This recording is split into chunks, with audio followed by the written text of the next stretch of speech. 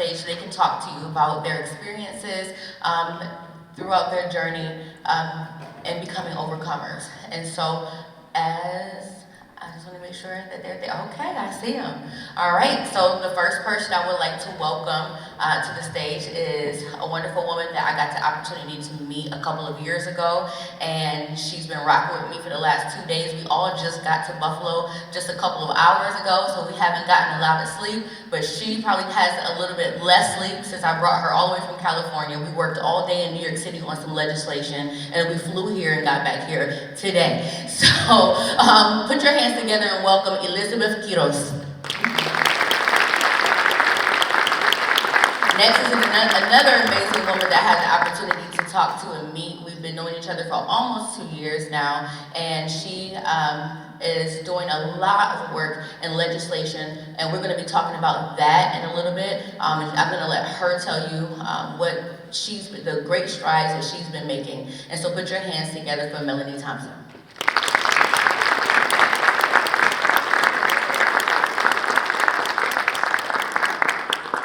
And then last but not least, I've been able to see him online, but we just had the opportunity to meet face to face doing some hard work together in the city yesterday. And he's just been so much fun. And I think he loves the snow. If you go on his YouTube, he made a whole song last night when we were walking in the snow, because I did not know it was going to be snowing like this today. So put your hands together for Cristian Eduardo.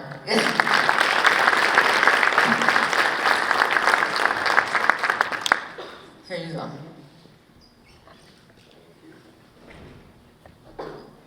All right, so number one, I just want to thank all of you for being here with us today and coming to my very cold city of Buffalo, New York. And so I think it's really love when you come if it's snowing. But I do want to invite you back in the summertime, and I promise it's going to be so much better. And so, but in typical fashion, typical Kelly fashion, I just want you to introduce yourself, tell us your name, what it is that you do, and one cool thing about you.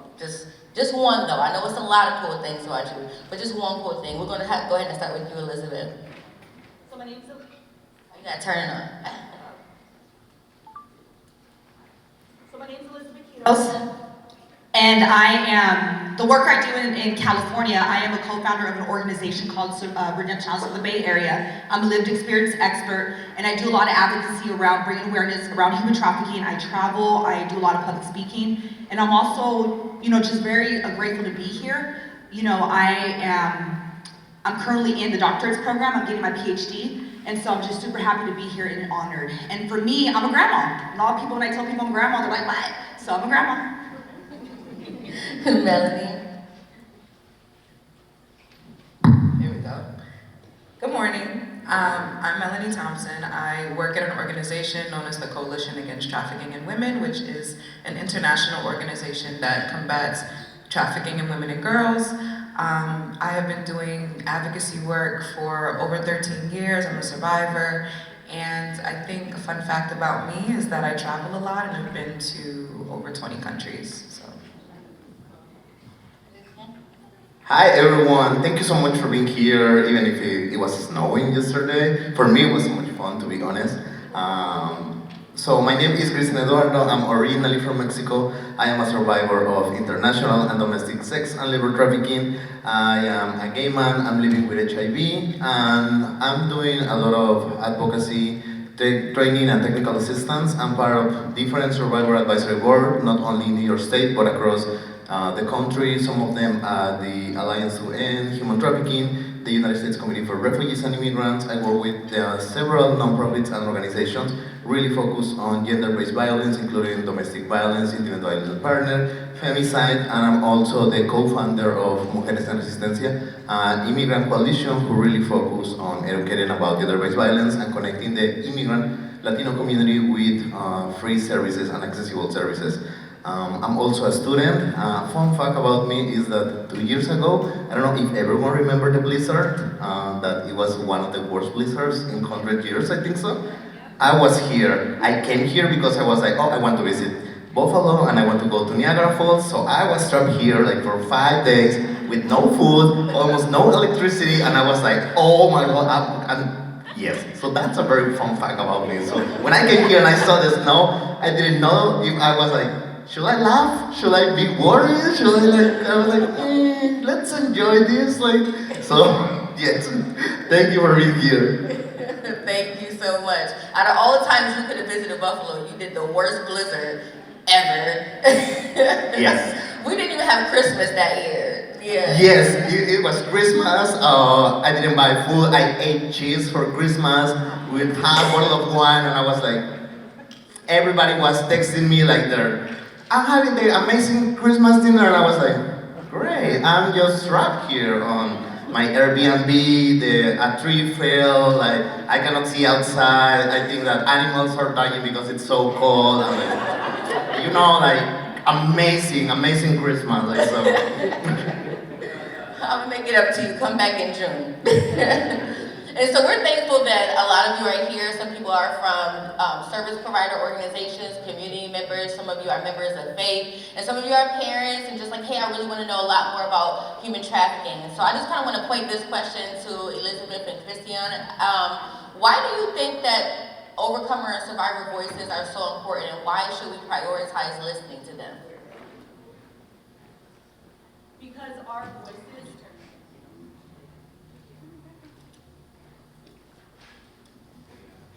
It's because our voices are super important. Like, we actually been through the situation, so that's why it's important that our voices are in spaces where decisions are being made, where grants are being applied for, where nonprofits are, discussing on how they're going to perform strategic plans or models to serve human trafficking population. It's important that our voices are in those rooms to show them how to serve this population, how to be there for victims of human trafficking, how to empower them and inspire them to rise up and find their full potential and do something different with their pain, use it for power. And so it's super important that our voices are being heard in these spaces. There's a lot of nonprofits in California that are doing this work, and there's no survivor aspect. There are leaders in the community in California that there's no survivor aspect or view. And it's super important that survivor voices are being heard. Because I think that people need to understand that there are so many things that you can learn from books, sometimes movies that it's not, I don't recommend that you can go to school, get your PhD, but in reality there are some things that you will only learn through experience. And it's very sad that we went through this, but the reality is that we survived. We were exploited, content warning, we were raped, we suffered a lot of times torture, we suffered so many things, and we survived. And we heal enough to talk about our experiences. And there's no better person to talk about what is happening outside, what is happening in our communities, but ourselves. And that's why it's so important to bring our voices, to bring overcomers, survivor leaders, and people with experience to the table, so we know what is happening in our communities. So we know what is happening on the street, and we can prevent and we can truly support survivors and those that are being impacted right now. I want to point this question specifically towards Melanie and Christian. We've been working on legislation, the equality model, and even though that's just one part of the work, there's other decisions that are made as far as procedures at hospitals, how law enforcement interacts with people that are in prostitution or forced into prostitution. Why do you, if you have a message for individuals like that, what would that message be in those fields? I got a couple of messages. I was just trying to figure out where to start. I think specifically for service providers, when we're talking about folks in the medical field, law enforcement, the first thing that I would say is before we can even touch legislation, we have to remember the person before the charge. And I think a lot of times what I've seen, not only in a carceral aspect, but in all of these different systems, which you'll hear more about in my breakout session, but specifically there's this ideology in folks' minds that they already know what the person, they kind of put a label on us before they even get down to understand the entire comprehensive background. So I've seen this in medical situations where there's already these preconceived notions about somebody. If you come out, if you come forward and say that you come from a trafficking background in social system settings, there are these preconceived notions, or there's a lack of the right approach in working with survivors. So then now when we transfer to legislation, I think the most important thing is to educate yourself on what proper legislation is, like the equality model, which we'll talk about later, but also to support any kind of political legislation that is for survivors, trauma-informed, and supports us as the whole person and not just the behaviors that are associated with us. I would say that challenge yourself. I think that we are, for service providers, law enforcement, everyone who works in hospitals, like even parents, when we see people in the streets, when we assume that people, especially that when we assume that people are in prostitution, the first thought that it came to our mind, it's like, they are doing it because they want. They are doing it because they are lazy. They are doing it because they enjoy it. And it's interesting because one of the main parts of human trafficking is coercion. And the main role of coercion is that, so people cannot understand that they are being exploited. So we need to move far away from labeling people and always remember that there's a story behind. So if we really want to support people, we really need to challenge ourselves. We really need to remember that every single person out there is a human being, that they have basic needs, and that we don't know their story. That's the first thing. Second, if we go and see beyond their labels and what they are doing, we are going to start seeing that prostitution and human trafficking are more complex than we think, and that are more normal, and it's happening more than we want to think about. A lot of times it happens in families, it's happening in our schools. And I know that it's scary, but it is true. And we need to face this. One big thing that when we talk about legislation is that we all know sex buyers. We all know the people who are buying sex, and we barely talk about this. We all know that a lot of times, like our dads, our uncles, our brothers, that they go to celebrate when they finish school, when they after work, and they go and buy people for sex. We know that they are doing it, and we don't do anything about it. And sex buying is one of the root causes of human trafficking, but we have normalized it to a point that we don't talk about it. So when we talk about legislation, we need to start having this hard conversation as a community, as law enforcement, as any profession that we have, so these conversations can be reflected on legislation. That was a great question, and I'm supposed to go to, that was a great answer, and I was supposed to go to another question, but I kind of want to stay right there. So you talked about, like, it's a lot of different things that people don't know that actually fuel the sex industry. One of those things being sex buying. What about pornography? I think people try to separate pornography from sexual assault, sexual violence. They try to see them as two different things. They try to see pornography as something that's enjoyable and everybody does it and it's for pleasure.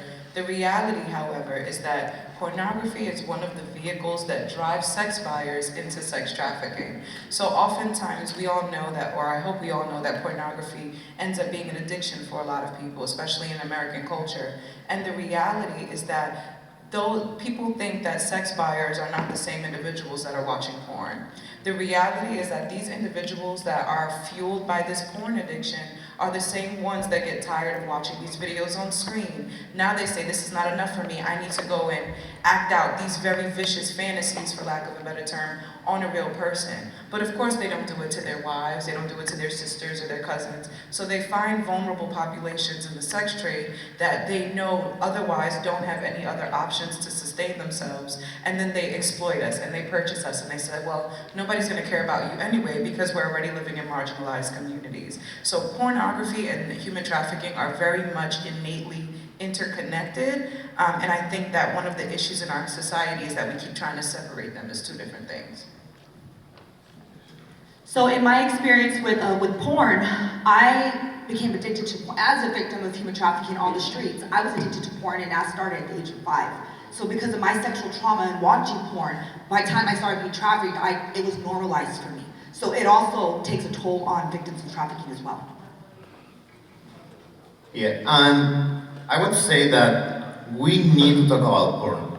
Probably everybody has watched porn. I know that everybody probably is gonna be like, never in my life. Probably your kids are watching porn. That's why we need to have this conversation, especially on this age that everybody has access to it. Most of the people have access to internet and technology. Probably your kids have been exposed to pornography. There's an impact to it, there's a negative impact to the health for this. And also pornography is a grooming tactic that a lot of traffickers and exploiters use to exploit young children, adults. So it's very, very important. Don't shy away to talk about pornography. Don't be like, don't go to the internet, all these things. Teach your child about boundaries, how to navigate the internet in a safety way, and the impacts of pornography. It's very, very important. If you shy away, if you don't talk with your kids about sex, pornography, and how to safely engage in sex, trust me, traffickers and exploiters are gonna do it. Can I just say one more thing about that, because I think pornography is not brought up in these conversations enough, so I thank you for doing that. Fun fact about fun fact, wrong choice of words here. But fun fact about pornography, so usually in pornography on the videos, you'll see a lot of tags at the top of a video. So you'll see the tags that will, and I only know this because I do a lot of work with this, but there are tags at the top of videos that will be identifiers for what the video is about. So you might see things like stepmom, sister, lesbian, whatever have you. The #1 tag in pornography in America, specifically under the company MindGeek, who owns Pornhub, is teen. And I think that, I love what you just said about pornography being a grooming place for traffickers, because the reality is that pornography is gendered and racialized. The sex trade, sex trafficking, human trafficking is also very gendered and racialized. So when we talk about the connection and the relationship between pornography and its harmful impacts and how that's related to human trafficking, you have to recognize that the racialized images, the grooming, the idea that teen is the #1 search tag in pornography goes to show you that the men that are purchasing us in human trafficking are doing so under this guise that they need to go out for teens, that they need to find the most marginalized racially. So it's all interconnected, and I wanted to highlight that. I love how you brought up like more vulnerable populations, and so I think like learning a little bit more about your story, statistically as a foster child or foster alumni now, you were a part of a vulnerable population. Can you talk about how even being in that system affected you and got you even to where you are today? Absolutely. So I love talking about the foster care system, especially in New York State, because I think we all have this understanding, if you've never been in the system, that foster care is supposed to be, quote unquote, the safe haven. It's supposed to act as the parent when your parents are otherwise absent. And in many ways, you know, it made me who I am. I didn't die yet, so it did something. But in my particular story, I was harmed in the foster care system. Specifically, I was put into my first foster home after my many juvenile detention facilities. And my first foster family put me back into the life. And the life, I refer to trafficking as the life. And for me, you know, going through these systems, being arrested, going through all of these jails, and coming out thinking that I'm gonna be with a family that's supposed to like raise me until I'm 21 or so, and then for them to re-exploit me is a problem. And that's my personal journey. But overall, the foster care system, or rather the folks that go through the foster care system, which in New York State are predominantly Black and brown individuals, just by statistics, the reality is that we are more vulnerable and have an added layer of marginalization in the foster care system. And the interesting thing about foster care is that you can go into foster care because you are a victim of trafficking, but you can also be susceptible to trafficking because you are in the foster care system. And I think that's the added layer of vulnerability that traffickers tend to target and look out for, because they know that you don't otherwise have a parent looking out for you. Elizabeth, you also came up in the foster care system as well, right? Do you feel like that contributed to the fact that you ended up being a victim of human trafficking? And if so, why or how? Yeah, so for me, in my experience, like you were saying about a safe haven, foster homes are supposed to be a safe haven, a place of safety, and where you feel loved and you're able to heal from the trauma you just came out of. And for me, when I was placed in the foster care system because of the physical abuse I endured in a single parent home and coming from poverty, there was also abuse taking place. And so I didn't feel safe in this environment, and I didn't feel safe going back to my single mom's house. And so because of that situation, I didn't trust any social worker. I didn't trust therapists. I didn't trust anybody in a uniform. I didn't trust law enforcement. I didn't trust people because of what had happened to me in that situation. So when I didn't feel safe in this home or at my mom's, I ended up just running away. I thought running away was the best answer. I thought going to my dad's, who was an alcoholic at the time and an ex-gang member, thought going with him was gonna be able to fill that missing piece I had within me.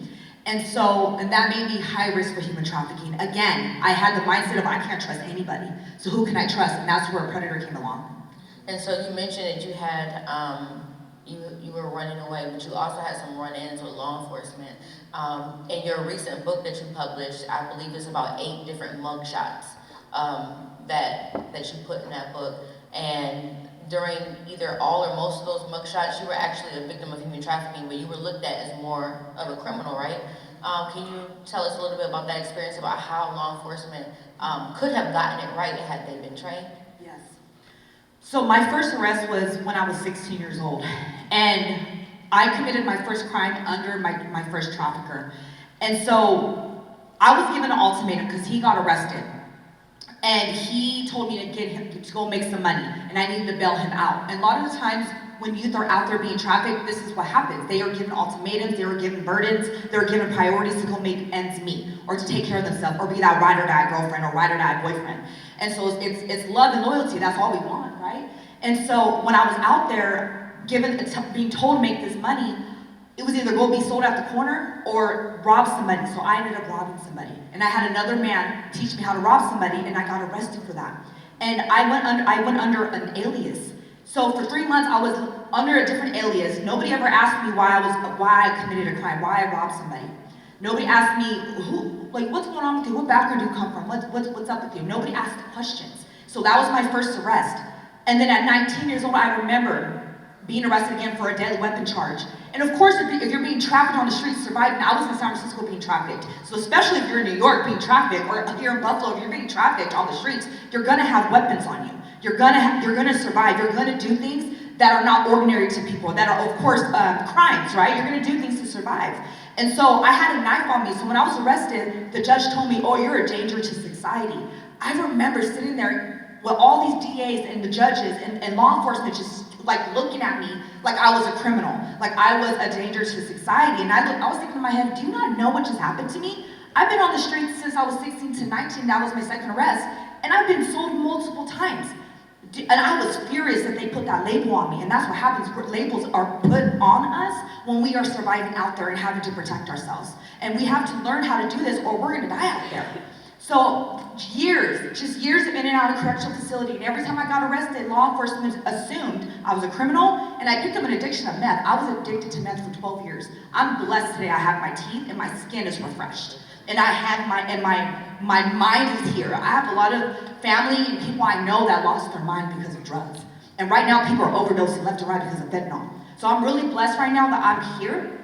And so like I said, just being in and out of correctional facilities, multiple times being arrested for selling drugs because I was running drugs for my trafficker. And every time I got arrested, the officers, all they cared about was who is your connect? Who is the bigger fish? Tell me who you're working for. That's all they cared about. Once they got whatever they wanted from me, because at my last arrest, they got the information they wanted. But I look at it like I was telling the truth. And for a long time, I was under the mentality that you don't snitch. And I don't live like that anymore. I tell the truth today, and that's what I call it. And the survivors I work with in the streets in San Francisco or in Oakland, in the Bay Area, I always tell them to tell the truth, because that's the mentality of not snitching is going to keep you in the streets. And so when they got the information from me, they just basically took me to the jail, and I did the rest of my time. So I was never looked at as a victim of human trafficking. Nobody ever asked me more questions besides, oh, who are you working for? And all the time, I was also trained to look down on the floor. So when you're being trafficked, you're always gonna look down on the floor. That's one of the ways that traffickers keep you controlled, because you're their property. They looked at me as an item, they looked at all of us as an item. So they always train us to look down on the floor. So now we're looking up. But all those times, every time I came across a probation officer, a parole officer, a detective, I always looked down on the floor, and they assumed I was a criminal or an addict. So there's just so many labels that was placed on me, and I never got the help I needed. Thank you for sharing that. It seems like you weren't treated like a human, and I know that for Christian, that is one of the things, one of your philosophies, is to be looked at as a human. Can you talk about like what your approach is for how people should be dealing with human trafficking victims, human first? Yes, of course. I just want to add something else so people understand really what survivors are dealing with legislation and law enforcement. And in each state, there's something called the status of limitation. So after a certain time, imagine that survivors, we are being criminalized, we are going to put in jail, and years later, after our conviction, after being in jail, like we finally receive support.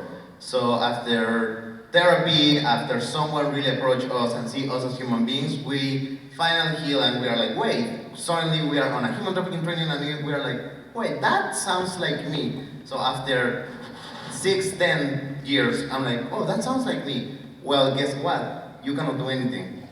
Because there's something called the status of limitation that limits the amount of years that you can go to the police and tell the police that, oh, well, I was a victim of human trafficking.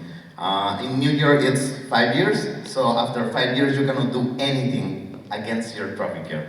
And this is a reality here in New York State. So right now, there's a legislation that we are fighting to pass, like to eliminate the status of limitation. That is why it's so important to train about human trafficking and know about which legislation it's right now, like on the floor. So coming back about like treating people about human beings, and I think that it really resonates with Elizabeth's stories. Everybody, every single person that you are seeing outside is a human being. We all the time, and Elizabeth was saying it, she said it beautiful, with drug addicts, with people using substances, with homeless people, with people engaged in prostitution, with people experiencing poverty. We are always saying they are lazy, they don't want to work, it's because they enjoy it, they just want to abuse the system, they don't want to do anything. Even we use them as examples to tell our kids, you see, if you don't do good in school, you're going to end up like that. That is not true. Before coming here, before being trafficked, because I was trafficked from Mexico to Canada, I escaped Canada and I arrived here. I was diagnosed HIV, and I didn't have family here, no friends. I wasn't able to work because my immigration status, so I ended up homeless. How do you think I was going to feel if I could hear someone telling, and I am an engineer, so how do you think I was going to feel like someone telling like, oh, you see, if you don't study, you're gonna end like him. How? An engineer? Oh, yes, you should continue studying because you're gonna end up like an engineer. So we should never judge anyone. And it's something very, very, very important. Never put labels on people. I know that it can be triggering, and if you don't understand, please don't open your mouth. I know that this can be triggering. If you are not going to help, don't do it. But there's no need to be making people less, to be honest. There's no need to be making people less. Like if you believe that homeless people are there because they are lazy, don't shout them in front of them. You don't really know what has been happening of them. Human trafficking intersect with other forms of violence. It intersect with child sexual abuse. It intersect with domestic violence. It intersect with substance abuse, and each one of them intersect with each other. So human trafficking and all the other forms of abuse and violence happen together. Every single person that is outside suffering, every single person that is outside on a winter night when it's snowing, engaged in prostitution, have you ever wondered why? Do you think that they are enjoying that? Have you ever asked yourself, like, who is behind it? Who is threatening them? Who is coercing them? Do they have food? Do they have a place to stay? Is there really someone caring about them? These are the real questions. We shouldn't be asking like, oh, are they enjoying this? How much are they earning? How many men are they having sex with? Like, those aren't the right questions. Are they receiving the support that they deserve? Because all of us, we truly deserve support regardless of how we look like, our race, our gender, because at the end we are human beings and we all have the capacity to thrive, and we should be able to have the support and the services to fulfill our dreams. Thank you so much for that. And as we talk about humanity and treating people fairly, and bringing more equality into the fight about human trafficking, there's a piece of legislation that I was introduced to a couple of years ago on social media by a woman named Rebecca Bender, and I thought that nobody in New York State was even cared about that legislation other than me. Then all of a sudden I get like this random phone call or email, I can't really remember the details, and then that's how I was introduced to Melanie and our NIFAM team, New Yorkers for the Equality Model.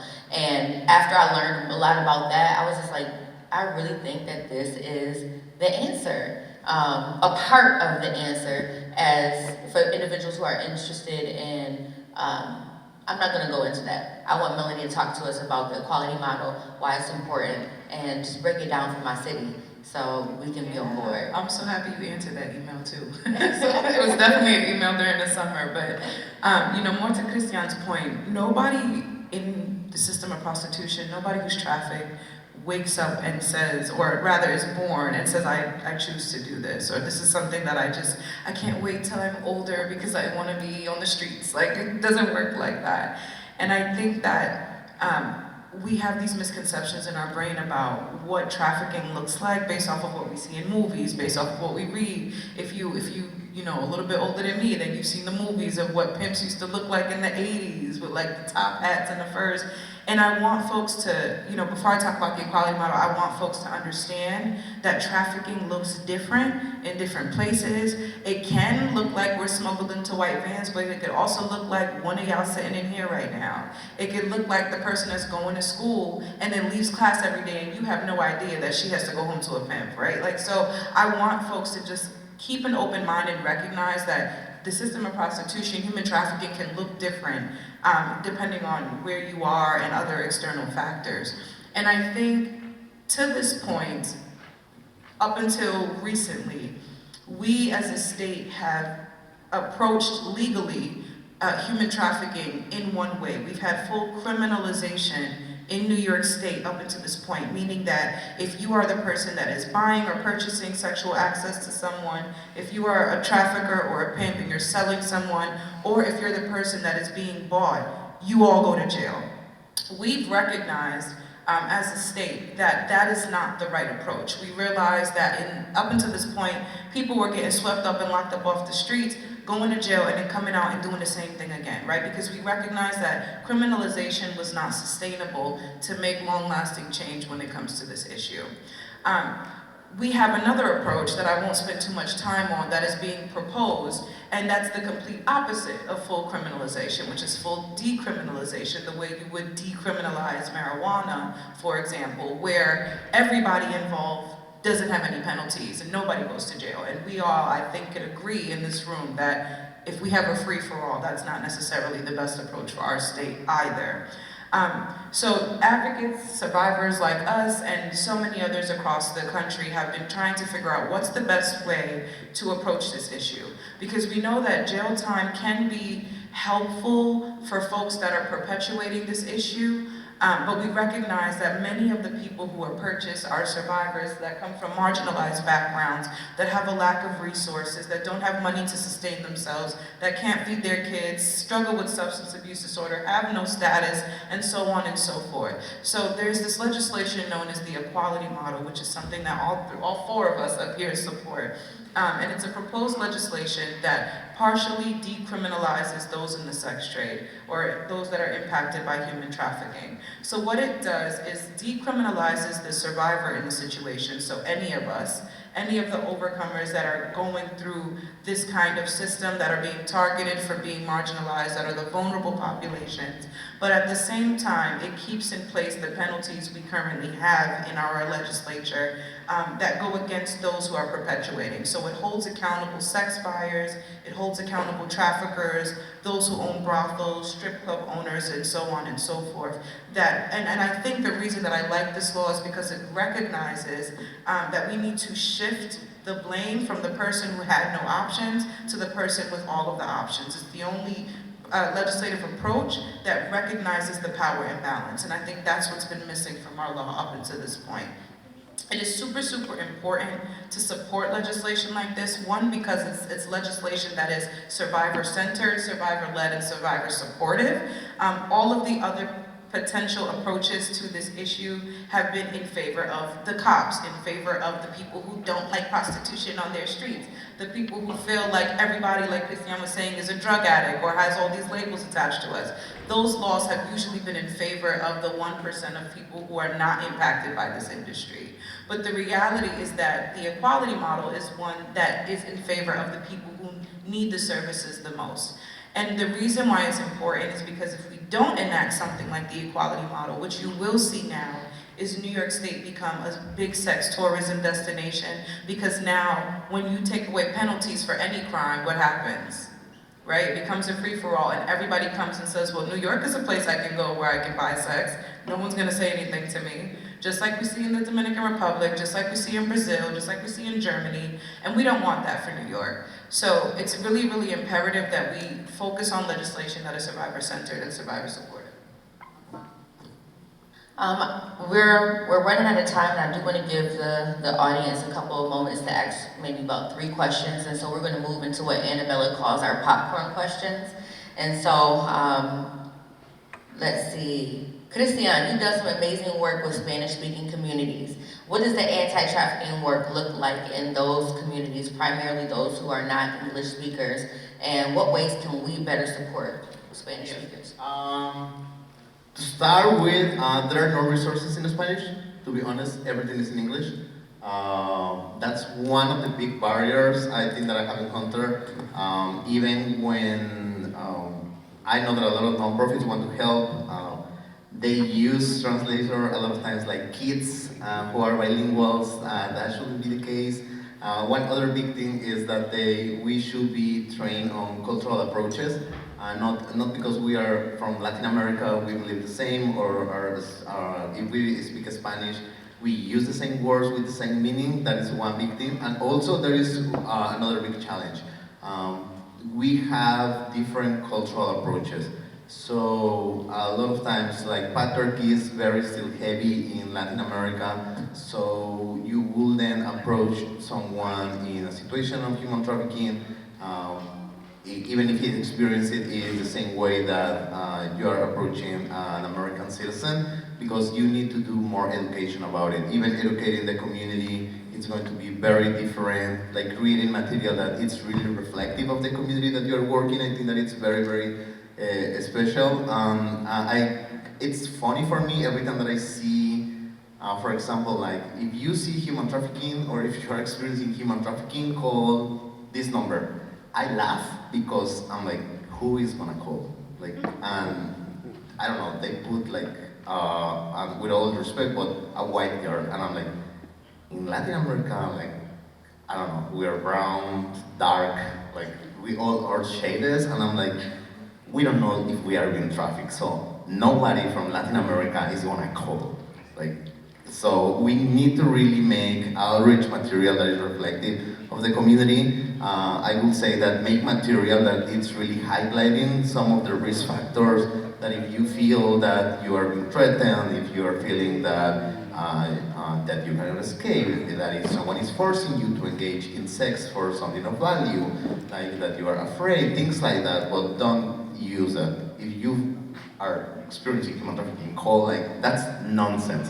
And like, one big thing that I'm going to ask for all communities, please, if you don't, or outreach, if you're working on human trafficking, please don't use chains, don't use hands on your outreach material. That's horrible. Like, I don't know who create these images, but that's horrible for outreach material. It doesn't really reflect human trafficking.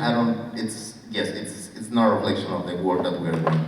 But and one big thing, everyone can help anyone. Not because you belong to one race, not because you are white, black, not because you don't belong to one community, that doesn't mean that you cannot work with another community. I think that that's one big barrier that I have seen, that a lot of times citizens, or a lot of times like white people or black people, or a lot of times like even immigrants, they're like, oh, I don't want to work with this community because I don't belong to them. Remove that. It's a barrier that you are putting yourself to. You can learn their cultural approaches, you can learn to respect their culture, and you can learn how to work with them. Thank you so much. Elizabeth, you give credit a lot to God for your freedom. And so you started a ministry out in the Bay, and I want to know just a little bit about where you see that where you see that in the next 3 years. Speak into existence.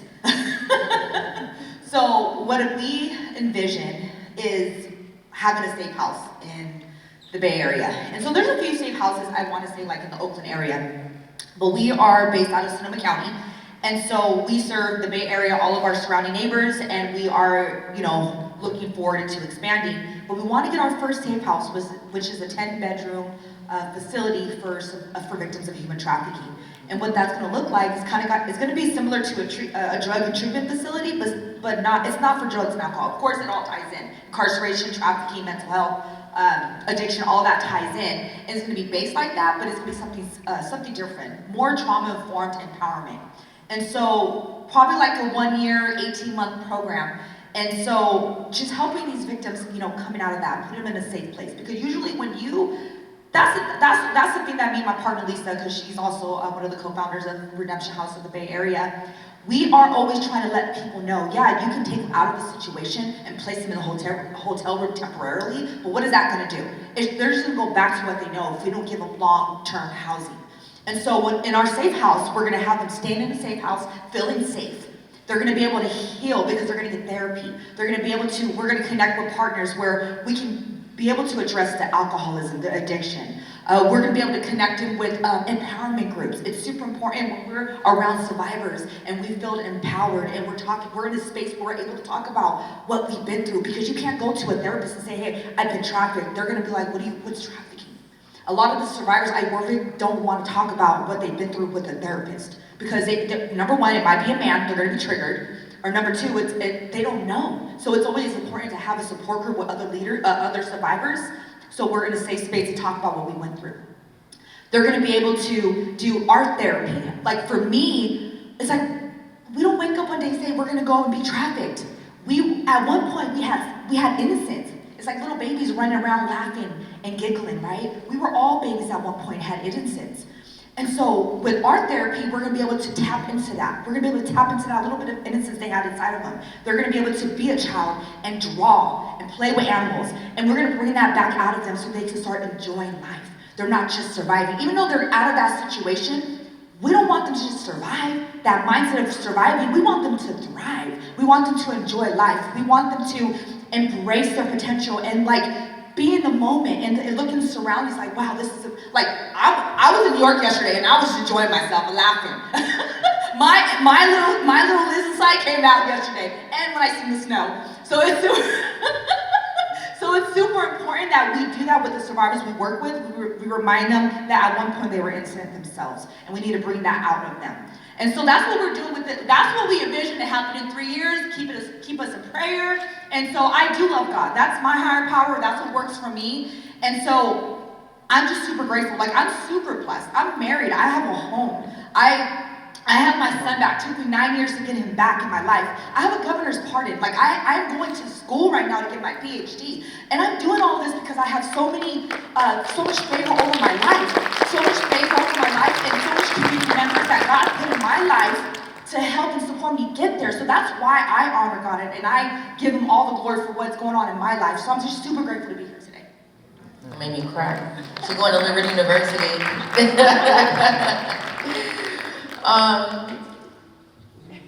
A conversation that I feel like I have all the time, and Melanie, I feel like we can talk about this all day, but just for a couple of minutes before we open the floor for questions and we transition over into the educational building so we can separate into our individual classes. Melanie, human trafficking, gender-based crime, affecting a lot of Black and brown girls, a lot, and it sometimes seems like we're beating a dead horse and we're trying to say like, hey, see us, listen to us, and what do you have to say to that? You know, at first I was like, I can't follow her. But then you said that question, I'm like, maybe I could, actually. No, honestly, like, I think number one is, I'm tired. I'm tired of trying to make people understand and listen. I'm tired of educating. I'm tired of telling y'all that Black and brown are the most affected and it's predominantly white individuals that are exploiting us. I'm tired of saying it. And the reality is that y'all need to educate yourselves. Y'all in this room, the people that y'all know, y'all friends, y'all family, y'all have to do your own research. The same way that it is not, and it should not be the burden of Black and brown individuals to educate our counterparts on how the system of racism, and it's not our job to do that. It's also not our job to be telling you why this is impacting us first and foremost. However, since I'm here, I will happily do that. And the reality is that because, like I said when we were talking about pornography, the system of prostitution and human trafficking is very gendered and very racialized. And the reason for that is because in order to exploit somebody, you can't exploit somebody in your same privilege class. It doesn't work like that. Because the reality is, if you're privileged, and then the person you're trying to take advantage of is privileged, you can't take advantage of them. You guys have the same vantage points to be able to go back and forth with each other. So the reality is that it's usually that you have to create a power imbalance. So the people that are doing the exploiting, the people that are doing the trafficking, the people that are pimping me out, the people that are taking advantage of me, like in my foster home, for example, me being 15 and them being in their 30s, right? The reality is that you have to find somebody lower than you. You have to be able to find somebody that you can minimize and make very, very small. And unfortunately, in New York, but in society in general, the reality is that so many Black and brown and indigenous folks live in marginalized communities, live below the poverty line, live with the lack of resources, don't live in districts where the schools are that great. And we don't have those same privileges as the people that can make us very small. So that's why the majority of people who look like myself are the ones that are impacted. Everybody up here is a survivor, and everybody up here is Black and brown. And that should say something. And we're only 3, but we can bring you 20 if you want them. So the reality is that we have to recognize what marginalization looks like in our communities. We have to recognize what poverty looks like. And not just oh, there's rich and poor and dirt poor. No, we're talking about, we need to recognize what poverty looks like in Buffalo. You need to recognize what poverty looks like between this street and the next street. And then recognize that when you see us out there walking on the street, when you see us half naked on social media, and I'm talking about in the exploitation way, not just for fun, but when you see us predominantly occupying foster care agency spaces, group home spaces, jails, detention centers, recognize that it's because we come from that marginalization where somebody that had the privilege and the power and the authority could make us smaller. But we don't choose to be in those individual situations. We don't choose to be marginalized. All of us have degrees. All of us are getting education, right? But the reality is that you can't see that from looking at us. Right? Maybe because of how we dress or our ebonics or so on and so forth. But remember that poverty is systemic, right? It's not just we woke up and we're lazy, like you were saying. It's not that we don't work. This has been engraved. Redlining, so many other things in history have made it so that systemic racism equals living in marginalization. And unfortunately, people with power, privilege, and authority will continue to exploit that, which is why we're all up here having this conversation today. Thank you so much. So when you registered, you picked a specific class that you wanted to be able to go into, and I know that there's going to be another facilitator as well, Dr. Kanani Titchen. She's going to be with us virtually today, and so in the medical class, but you may not have the opportunity to interact like you want with the panelists because maybe they're not going to be in your specific class. So at this time, maybe 3 of you have a question. Not a preachy statement, we don't need that, but if you have a question that you want to direct towards one of our overcomers that's on the stage, I would love to invite you to do that at this time. All right? Miss Brittany is coming. She's our Freedom Center manager. Let's give it up for Miss Brittany.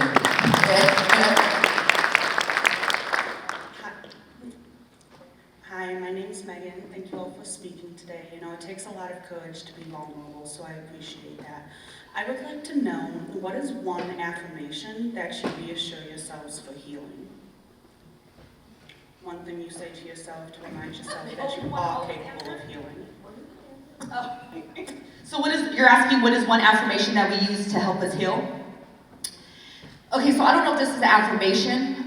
It's more, okay. So it's more biblical. And so for me, do not grow weary for doing what's right, for in due season you will reap if you don't lose heart. And so for me, that reminds me to not ever give up. And that's how I was able to endure to be able to get my son back, to get my part and go to school. And regardless of all the barriers, even when you escape that life and you are on your healing journey, there is still so many barriers. When you have a criminal record, you can't get a job. When you don't have an education, people look at you like, oh, well, this person has education, but you don't. You know, there's so many barriers, there's so many red tape, and there's so many glass ceilings that we have to break through because we are overcomers.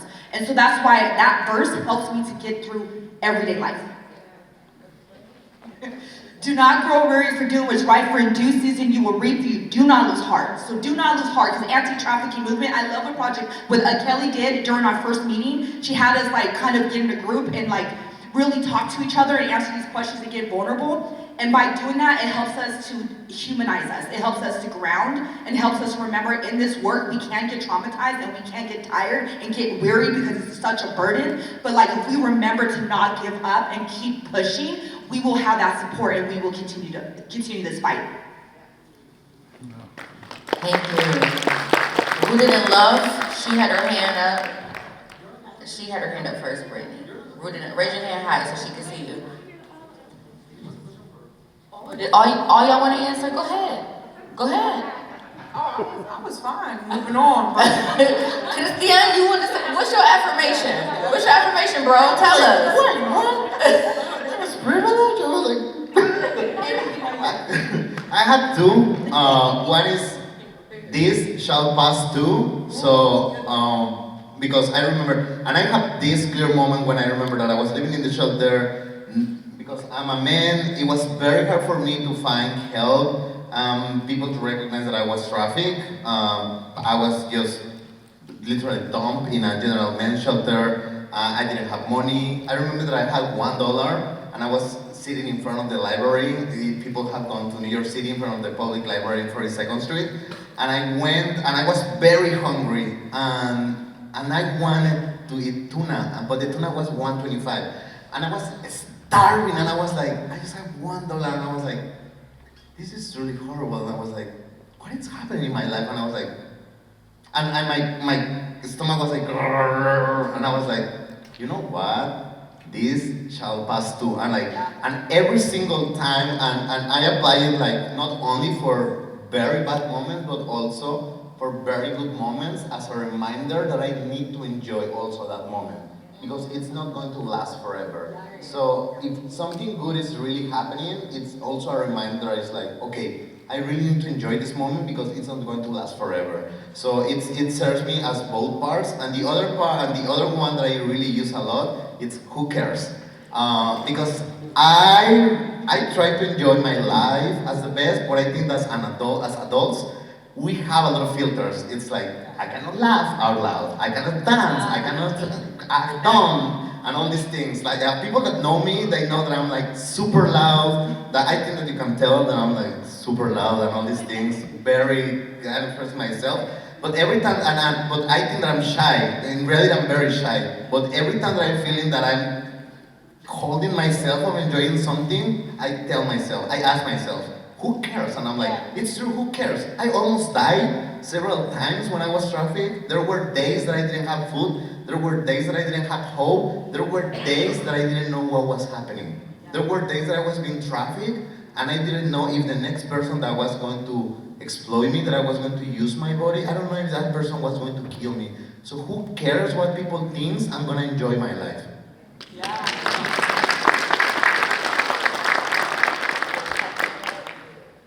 Honestly, this is kind of corny, but there's a quote out there, I don't know whose it is, that says you miss 100% of the shots you don't take. That's my mantra, like, yeah. Period. Go ahead. Yes, thank you for being here. I am learning so much already, and I'm emotional about it, but it's just thank you, really. But I wanted to ask about the equality model, because I'm actually mortified that our statute of limitations is the 5-year thing in New York. I had no idea, and that's my naivety coming out. So you talked about the equality model. How can we become more involved in that? So, we love this question. So I think the easiest place to start, and if you don't get it written down now, we'll definitely make sure to get it before you head out of here. There's a website called equalitymodelny.org.